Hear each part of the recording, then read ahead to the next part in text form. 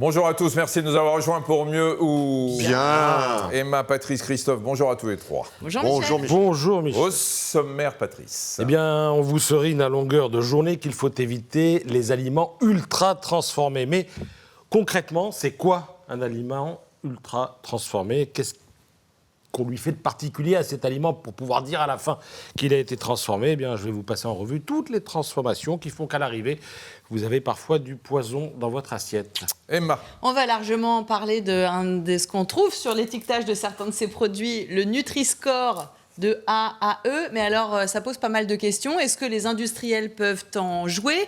Est-ce que c'est fiable ? Est-ce que c'est infantilisant ? On va poser toutes ces questions à notre invité. Coach Cricri. Et nous, on va voir quelles sont les relations possibles entre cette notion d'aliments qualifiés et catégorisés au travers du Nutri-Score et les incidences que ça peut avoir, évidemment, dans le monde du sport, et notamment le sport de haut niveau. Voilà, vous l'avez compris, il y a une thématique aujourd'hui. Hippocrate disait que ton alimentation soit ta meilleure médecine. Enfin, il paraît que c'est Hippocrate, comme il n'y avait pas d'enregistrement à l'époque, on n'en est pas complètement Pas la sûr. preuve. Serge Herzberg, bonjour. Bonjour. Professeur, médecin, chercheur, vous êtes à l'origine du Nutri-Score. Alors, c'est un logo très simple qui permet aux consommateurs de mieux choisir ses aliments. Franchement, s'il y a des gens qui ne connaissent pas, c'est un peu compliqué, c'est qu'ils ne vont pas faire les courses.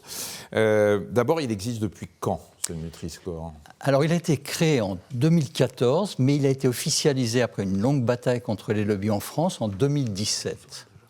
Et vous dites que c'est un travail collectif, parce que c'est vrai que vous l'incarnez complètement, ce Nutri-Score. Ça fait, depuis qu'on fait le magazine de la santé, et même encore avant Nutri-Score, Serge Herzberg. On vous présente comme le père du Nutri-Score, voilà. d'ailleurs. Oui, c'est une paternité multiple, en effet. Donc, c'est issu de la science, donc c'est un travail collectif fait par une équipe de recherche, celle que je dirigeais à l'époque. C'est pour ça que peut-être c'est mon visage qui est plus connu, mais c'est un travail qui est fait à partir de bases scientifiques extrêmement solides. Et il y a eu un Nutri-Score, un bébé Nutri-Score qui a évolué depuis 2014, qui a beaucoup changé. Alors, oui, il y a eu un bébé Nutri-Score. Alors, il a changé dans son graphisme, parce qu'au départ, on avait fait un prototype, alors déjà avec les couleurs, avec les lettres, mais il a été amélioré par Santé publique France, par l'Agence nationale de santé publique. Puis il a évolué dans son algorithme, parce que la science évolue, et que donc on avait de nouvelles connaissances scientifiques. Et puis depuis qu'il a été mis en place, on a pris conscience de certaines limites. On a vu également de nouveaux produits apparaître. Le marché alimentaire a changé, ce qui a nécessité quelques aménagements pour le rendre encore plus optimum. Est-ce que vous avez des amis dans l'industrie agroalimentaire ? Alors, j'en avais pas du tout. Je commence à en avoir un petit peu plus. C'est-à-dire que quand Nutri-Score a été proposé, là, tous les industriels et les distributeurs se sont opposés. En 2017, après 4 années de bataille assez intense, ils étaient 6 à l'adopter, 3 distributeurs et 3 industriels. Et aujourd'hui, il y en a quand même plus de 1500. Alors ça représente 60% du marché alimentaire, mais il y a encore des grands groupes agroalimentaires qui refusent et qui continuent à le combattre. On va en parler. Mais quand vous avez lancé le Nutri-Score, qui paraît aujourd'hui tellement indispensable et logique par rapport à toute la politique de santé, est-ce que vous attendiez à vous battre autant contre l'industrie agroalimentaire ? Écoutez, quand on fait de la nutrition de santé publique, on est habitué à des combats difficiles, mais je ne m'attendais pas que ce soit si long, si violent, si intense, et qu'il continue d'ailleurs ce combat, puisqu'il n'est toujours pas terminé. Donc on voit que mettre en place une mesure de santé publique, même s'il y a beaucoup de science derrière, même si ça répond à une demande sociétale, c'est quand même extrêmement compliqué. Alors nous avons tous les 4 plein de questions à vous poser. On va commencer avec le PATSCAN. Patrice, biscuits, pain industriel, plats cuisinés, nuggets, les desserts lactés, elle est très très longue, la liste des aliments transformés qui sont mauvais pour notre santé. Alors, ce mot transformé, qu'est-ce que ça veut dire ? Est-ce que c'est quelque chose de très abstrait, transformé ? À partir du moment où on cuit quelque chose, on le transforme. Voilà, transformer un ingrédient traditionnel, ça peut prendre en fait différentes formes. Alors, je vous les énumère. Il y a d'abord ce qu'on appelle le cracking, ensuite le soufflage, ensuite la cuisson extrusion, ensuite l'hydrogénation et après, le plus simple à la limite, l'ajout d'arômes et d'additifs. On va commencer dans l'ordre, le cracking. Alors le cracking, ça consiste à prendre un aliment et à en séparer tous les composants. Par exemple, vous prenez du lait, eh bien vous allez vous retrouver avec d'un côté la matière grasse, de l'autre les protéines, ensuite le lactose et enfin les sels minéraux. Tout est isolé. L'avantage de faire ça, c'est quoi, de tous ces Alors, paris? sur le plan nutritionnel, bon, c'est une catastrophe, mais sur le plan du business, c'est une autre mayonnaise. Les industriels considèrent que les ingrédients qu'on obtient par le cracking ont parfois une texture plus intéressante ou un goût plus intéressant. De plus, ça leur permet aussi de conserver uniquement les composants qu'ils considèrent comme indispensables à la réalisation d'une recette. Et vous allez dire, mais ils font quoi des autres composants? Figurez-vous qu'ils les revendent. Donc il y a un aspect business, c'est pas moi qui le dis, c'est l'INSERM qui le raconte. Alors, soufflage. Ça, Le c'est un mot que j'ai soufflage. appris d'ailleurs. Alors, le Cracking, soufflage- J'ai entendu parler, mais soufflage. C'est une méthode qui permet tout simplement de sécher un composant de manière à en éliminer l'excès d'eau ou l'excès d'humidité. Cuisson, extrusion. Alors là, il a fallu que je fasse des recherches pour comprendre. Finalement, j'ai pris un exemple, parce que c'était très compliqué. Vous prenez une pâte alimentaire, de la farine et de l'eau, vous mélangez. Vous chauffez très, très, très, très fort. Ensuite, vous pressez avec une machine et vous avez à l'arrivée un aliment qui a une forme particulière. Par exemple, la forme de la chips. Et ben voilà, ça passe par la cuisson-extrusion.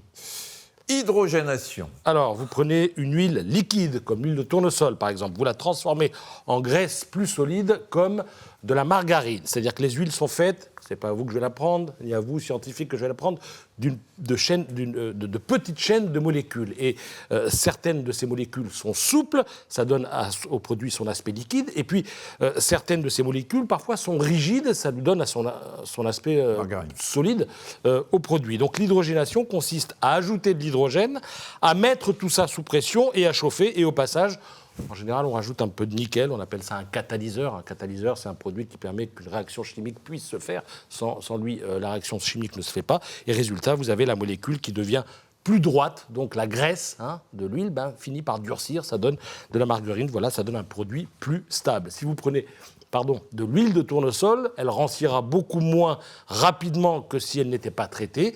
Et si on utilise ce procédé pour les gâteaux, à la fin, vous avez des gâteaux, par exemple, qui sont plus croustillant. J'ajoute une précision, c'est que quand l'hydrogénation est partielle, là, ça donne ce qu'on appelle des aliments trans, et ça, on va le dire clairement, c'est de la saloperie. Voilà. Et last but not least, c'est des aliments trans, c'est des de l'engrais. graisses trans. C'est de l'engrais. Oui, alors... Et on finit, oui. Et les arômes, les additifs. Les arômes et les additifs. Ça, c'est facile à comprendre. Je fais un effort en Oui, anglais et je coupe la parole. oui, bien sûr. Qu'est-ce que vous voulez Alors, Qu'est-ce les que arômes, vous les voulez additifs, ça, c'est facile à comprendre. Last Ça but permet... not least. Yes. Ça permet tout simplement de rehausser le goût, the taste, Michel, Yeah, taste, sure. le goût, voilà, voire de le changer et d'allonger la durée de conservation du produit en question. Le résultat de tout ça, c'est que vous obtenez une alimentation qui est pauvre en fibres et en vitamines, et quand la valeur nutritionnelle est faible, on finit par manger davantage avant de se sentir rassasié. Donc malbouffe égale obésité à l'arrivée. Enfin, le fait que la structure des aliments soit modifiée influence aussi directement notre capacité à les ingérer et à les digérer. Voilà, je vous ai tout dit maintenant. Bon appétit. Merci Patrice. Serge Argbert, c'est vrai que l'alimentation ultra transformée, on ne fait que parler d'alimentation ultra. Ne mangez pas d'alimentation ultra transformée. Alors, quand il s'agit d'acheter des pizzas toutes faites au supermarché, ça, on comprend un peu. Le reste, est-ce que le public comprend vraiment ce que c'est ? Alors c'est une notion nouvelle qui est mise dans le débat public, donc il faut qu'on explique, mais il y a des façons simples d'expliquer, c'est de dire de toute façon, si un produit ne ressemble pas du tout au produit original, mais surtout s'il y a à l'intérieur un grand nombre d'ingrédients, il suffit de retourner l'emballage et de regarder la liste des ingrédients, si ce sont des choses que vous n'avez pas dans votre cuisine avec des noms savants, chimiques, des quelque chose, c'est un produit ultra transformé. Alors il faut dire, tous les produits industriels ne sont pas ultra transformés, certains sont simplement transformés. Une conserve, par exemple, c'est simplement transformé. Ça ne pose pas de problème quand c'est simplement transformé. Ça devient un problème quand c'est ultra transformé. Tiens, oui.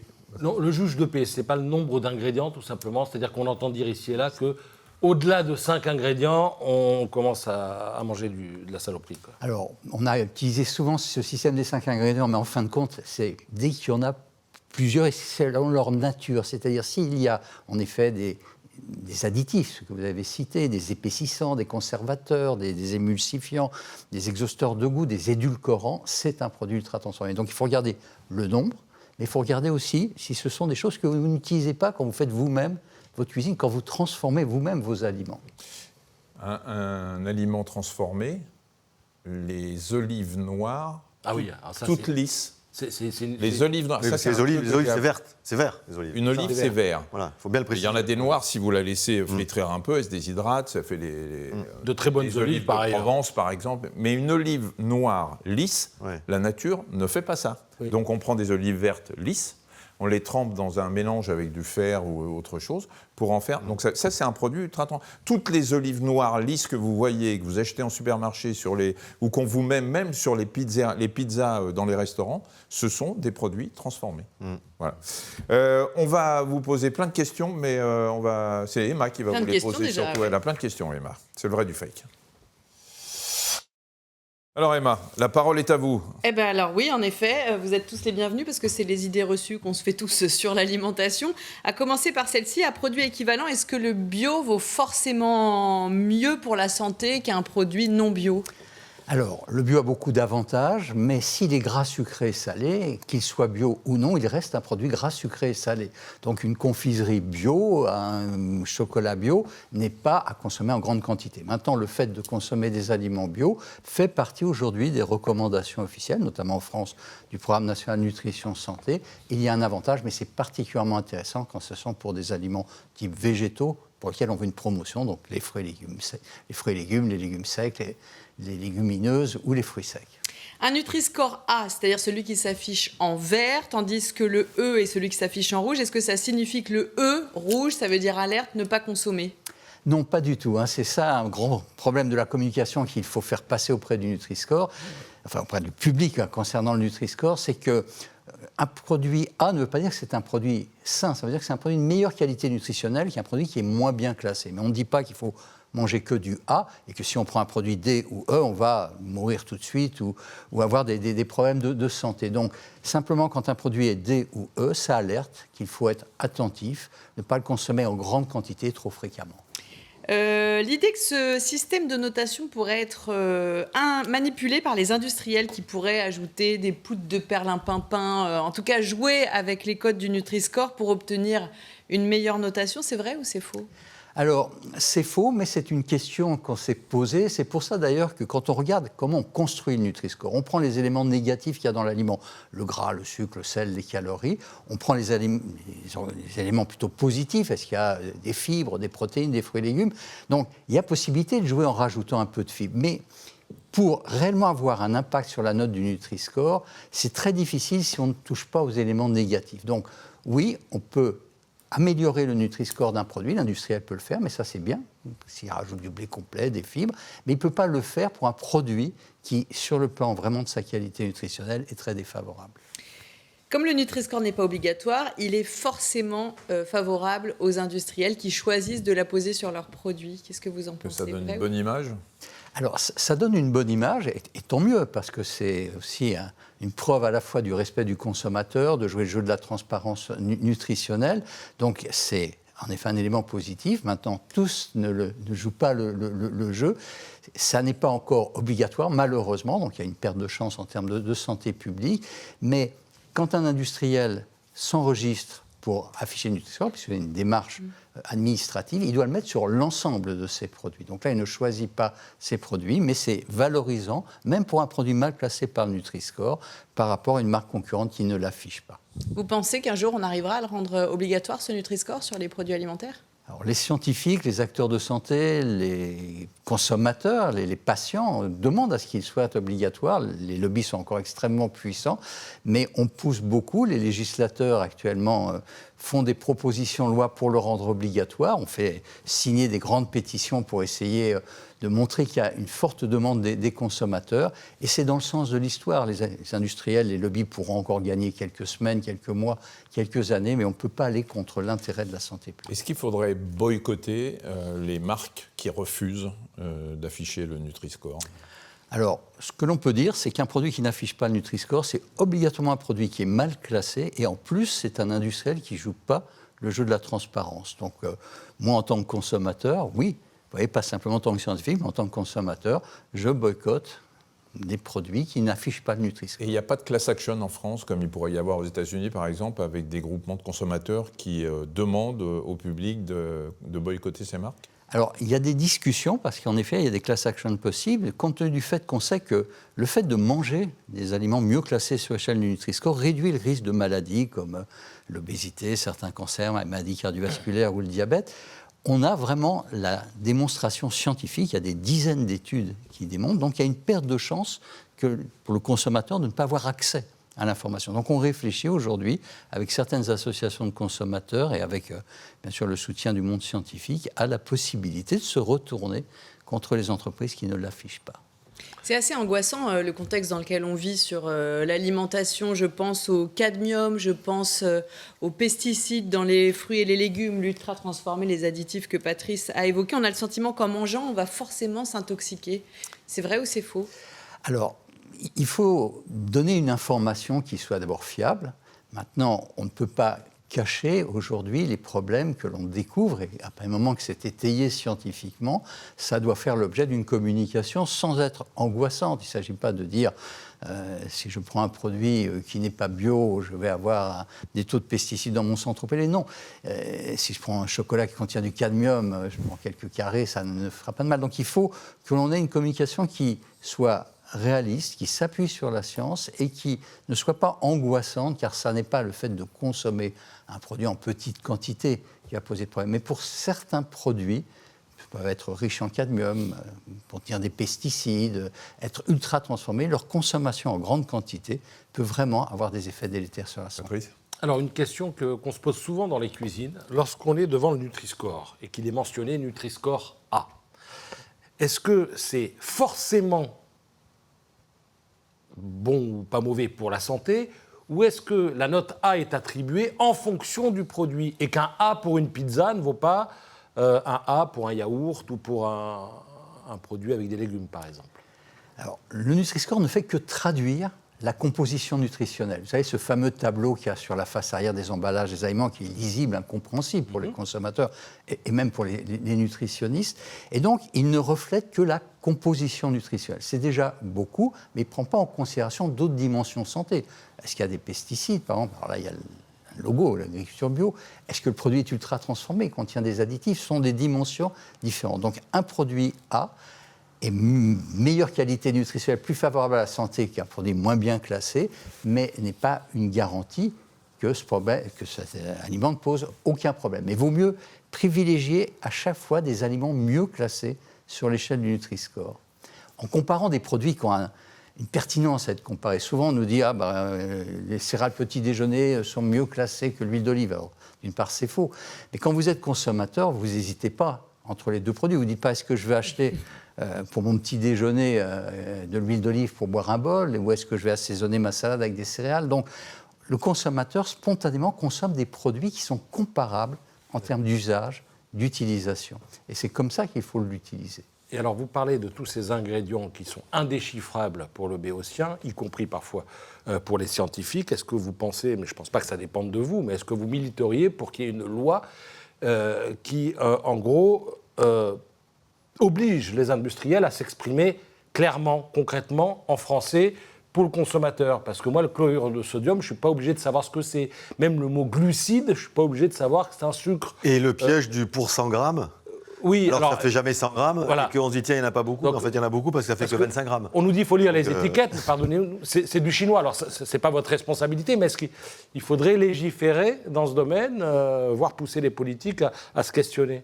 Parce que oui, c'est tout l'intérêt de construire des scores, ce qui ensuite se présente sous forme de logo, qui soient simples, intuitifs et compréhensibles pour tous. Dans les quelques secondes, même millisecondes de l'acte d'achat, il faut qu'on ait accès à l'information. Et ce n'est pas aux industriels de le faire, c'est vraiment au pouvoir public de le faire. Donc le Nutri-Score, c'est une traduction, en fait, de l'étiquette. Voilà, qui décline ce qui est incompréhensible sous une forme qui soit intuitive et facile à comprendre. On peut avoir pour l'ultra-transformation, et on milite pour ça autour du Nutri-Score, un bandeau noir marqué « Aliment ultra-transformé » qui permettra d'un simple coup d'œil de voir que l'aliment est ultra-transformé, quelle est sa composition nutritionnelle. Donc, en effet, si on utilise des termes savants, c'est très compliqué à interpréter. Il vaut mieux donc qu'on ait une représentation graphique qui permette très facilement, en un coup d'œil, de voir. Un simple coup d'œil. On sait que vraiment, pour ça, le Nutri-Score marche bien et touche les populations qui ont moins de bagages peut-être intellectuels ou moins de moyens pour pouvoir juger de la composition nutritionnelle des aliments en regardant un tableau très très compliqué. Christophe. Vous avez cité un mot qui est le lobby, le lobbying opéré par les industriels, soit la pression qu'ils mettent sur le gouvernement, mais on sait ce qui est mauvais. Ils le savent aussi, le gouvernement le sait. Alors eux, peut-être les industriels sont dans la logique du seul la dose fait le poison, donc c'est pas très bon, mais si tu n'en manges pas beaucoup, ben, c'est pas plus mal. C'est quoi les leviers des industriels pour convaincre les politiques ? J'ai jamais compris ça en fait.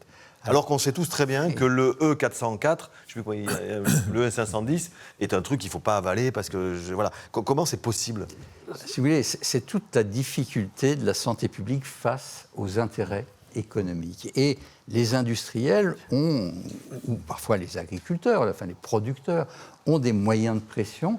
Alors, ils peuvent utiliser des stratégies de lobbying, jeter le doute sur la science, sur les scientifiques. Ils peuvent produire des études qui les arrangent. Ils financent des études. Ils financent des études. Ils peuvent bloquer. On le voit au moment des votes à l'Assemblée nationale, en arrivant avec des amendements clés en main qu'ils proposent à des députés ou des sénateurs. Ils peuvent faire pression sur certains ministères qui leur sont plus proches. Le ministère de l'Agriculture est plus proche du secteur économique que n'est le ministère de la Santé. Donc ils ont beaucoup de moyens pour faire pression, avec des chantages aussi à l'emploi, des chantages économiques, etc. Mais ce ne sont généralement pas des bonnes raisons par rapport réellement à la problématique de santé publique. Vous avez une entreprise de l'industrie agroalimentaire, vous êtes député dans un département, vous avez une usine qui emploie 5000 personnes. Le type, il vient voir le député, il dit si ça ne marche pas, bah, on a 5000 personnes au chômage. Vous êtes député, qu'est-ce que vous faites ? Il dit oui, je se pose la question. Et c'est le problème du lobbying. Vous aviez encore peut-être une question avant que nos amis vous interrompent ? Une petite dernière pour revenir à essayer de donner un petit coup de main à celles et ceux comme nous tous qui tâchons de faire nos courses. Si j'ai bien compris, quand sur l'étiquette il y a un Nutri-Score, on regarde ça plutôt que les allégations géniales pour la santé, blablabla, blablabla. Est-ce que les applis pour les produits qui ne présentent pas de Nutri-Score peuvent être utiles, les applis qui permettent de scanner un produit Comme alimentaire Yuka ou des choses par exemple comme ça, ouais. Oui, alors, les applis peuvent être utiles, mais c'est souvent long, compliqué. Il faut scanner un produit, puis scanner le produit d'à côté pour pouvoir comparer. Et on peut simplement dire, alors on peut se servir de ces applis si on a le temps quand on fait ses courses, mais dites-vous, s'il n'y a pas de Nutri-Score sur un emballage, Danger. c'est simple, c'est que le produit est mal classé et que l'industriel... Comme ça, c'est simple. Et même s'il n'est pas mal classé, tant pis pour l'industriel. Voilà. Bim. On passe à Coach Cricri. Bon, Christophe, j'ai vu que vous aviez une trentaine de questions. Il va falloir choisir parce que vous n'avez plus que 4 minutes. Mais j'ai fait un exercice pour nous, tous les quatre autour de la table avec vous aujourd'hui, sur cette thématique du Nutri-Score. Le sport aujourd'hui est une thématique qui est défendue ici dans cette émission, évidemment. Le Nutri-Score a été inventé pour le grand public. Emma et Patrice l'ont largement expliqué et étayé. Est-ce que ce serait aussi pertinent pour les sportifs ? Alors, oui, d'une façon générale, en dehors des sportifs donc de haut niveau qui ont des besoins spécifiques, qui nécessitent des apports en protéines, en certains types de macronutriments spécifiques, globalement, ça marche pour tout le monde, le Nutri-Score. Donc, dans leur vie quotidienne, les sportifs peuvent et devraient se servir du Nutri-Score pour avoir une alimentation qui est équilibrée, puisqu'en fin de compte, ce que fait le Nutri-Score, c'est vous donner les moyens de tendre vers une alimentation qui soit équilibrée. Et alors justement, les sportifs, quelquefois, il y a une petite anecdote, enfin c'est une histoire que tout le monde connaît, consomment des produits qui auraient un Nutri-Score très mauvais. Je prends un exemple, à quelques kilomètres de l'arrivée des étapes du Tour de France, les coureurs cyclistes, à 10-15 kilomètres de l'arrivée, quand ils en ont 150 ou 160 dans les pattes, ils boivent une petite canette d'un soda noir très sucré, parce que ça leur donne un coup de fouet. Est-ce que finalement le Nutri-Score, qui serait adapté pour les sportifs, comme l'est le Nutri-Score adapté pour le grand public, il ne manque pas une dimension qui est la dimension du moment de consommation en fait. À ce moment-là, c'est pas idiot de boire un coca, pardon, puisqu'on se remet en route. En revanche, en boire trop toute la journée, c'est totalement vous voyez, prohibitif. Donc est-ce que c'est pas cette notion de moment qui pourrait manquer de ce qu'indique la consommation du Nutri-Score ? Si oui, comme je disais, le Nutri-Score, même D ou E, même pour un soda, ça ne veut pas dire qu'il ne faut pas du tout en consommer. Donc, particulièrement quand il peut y avoir un intérêt. Alors là, c'est un cas particulier, parce que pas tout le monde court le Tour de France, bien sûr. 150 km de vélo. Donc, ce n'est pas du tout gênant qu'un sportif à ce niveau-là utilise un produit qui soit mal classé par Nutri-Score. Simplement, dans sa vie quotidienne, il faut éviter qu'il boive du Coca ou n'importe quelle autre marque de soda toute la journée. Et alors, est-ce qu'on peut imaginer qu'avoir un bon Nutri-Score, ça peut être une garantie pour être en bonne forme physique ? Ah oui, sans aucun doute. Il y a beaucoup d'études qui montrent le lien entre ce que l'on mange et bien sûr la qualité de sa santé et son état physique. Et le Nutri-Score, qui, une fois de plus, ne fait que traduire les moyens de tendre vers une alimentation qui soit favorable à la santé, est un élément sans aucun doute utile pour être plutôt en bien-être qui soit le plus favorable possible. Donc finalement, si on suit les recommandations de Nutri-Score en matière de qualité des aliments qu'on absorbe, on se met en garantie d'être en meilleure forme, en tous les cas en meilleure santé, mais je parle de la performance physique et de la performance sportive. Si on parle de sportifs de haut niveau, ils ont quelquefois... Par exemple, les glucides ne sont pas toujours très bien notés dans le Nutri-Score, oui. enfin sur le Nutri-Score, certaines pâtes, etc. On sait que, et alors je reviens à ceux qui font du sport, notamment des sports de très grande endurance, comme le vélo par exemple, on va arriver bientôt à la période du Tour de France, on sait que les coureurs cyclistes mangent pas mal de pâtes, il y a un petit décalage entre ce que le Les pâtes sont Nutri-Score... bien classées par le Nutri-Score. Ce sont les sucres ajoutés qui sont mal classés. C'est les glucides, hein. C'est la carbo que vous mettez à côté. Oui, bien pas sûr. bonne. Non, je parlais des glucides au global, sachant que les pâtes sont des glucides, évidemment. Oui. On va dire les glucides qui sont les sucres, pour ceux qui nous écoutent. Oui, mais si vous voulez, là encore, on est dans des situations très particulières. D'abord, le Nutri-Score, aussi il faut le rappeler, à lui tout seul ne va pas résoudre tous les problèmes. Il doit être couplé à d'autres types d'actions, d'autres types d'informations. Et pour des populations particulières qui vont avoir des besoins spécifiques, ce qui est le cas des sportifs de haut niveau, ils doivent suivre, bien évidemment, des recommandations qui ne sont pas celles uniquement de la population générale, particulièrement au moment où ils sont en compétition. Mais dans leur vie quotidienne, le Nutri-Score peut contribuer à les aider à avoir un état de santé favorable à leur santé. Très bien. Merci beaucoup d'avoir accepté notre invitation. Alors, on ne va pas appeler au boycott, parce que c'est peut-être un peu violent tout de suite, mais privilégier quand même, vous l'avez entendu avec le professeur Herbert, privilégier les marques qui ont un Nutri-Score, même si celui-ci n'est pas bon, plutôt que de choisir des marques qui ont refusé de mettre le Nutri-Score sur leurs emballages.